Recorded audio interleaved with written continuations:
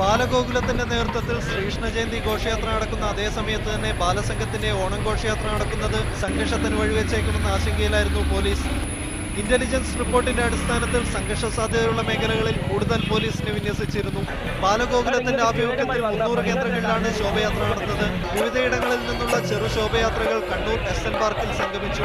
തുടർന്ന് മഹാശോഭയാത്രയായി municipal high school ഗ്രൗണ്ടിൽ അവസാനിച്ചു. ദ്രുതകർമ്മസേനയും പോലീസും ശോഭയാത്രയെ അനുഗമിച്ചു. ബാലസംഘത്തിന്റെ നേതൃത്വത്തിൽ ജില്ലയിലെ 200 കേന്ദ്രങ്ങളിലാണ് ഘോഷയാത്ര നടന്നത്. സുരക്ഷാ കാരണങ്ങളാൽ തലശ്ശേരിയിൽ ബാലസംഘത്തിന് ഘോഷയാത്ര നടത്താൻ പോലീസ് അനുമതി നൽകിയിരുന്നില്ല. സാമൂഹിക പരിഷ്കർത്താക്കളുടെയും നവോത്ഥാന നായകരുടെയും നിശ്ചല ദൃശ്യങ്ങളായിരുന്നു ബാലസംഘം ഘോഷയാത്രയിൽ അണിനിരന്നത്. ശ്രീകൃഷ്ണ ജയന്തി ദിനത്തിൽ നടന്ന ഘോഷയാത്രകൾ ഫലത്തിൽ രാഷ്ട്രീയ ബലാബലത്തിന്റെ പ്രകടനമായിരുന്നു.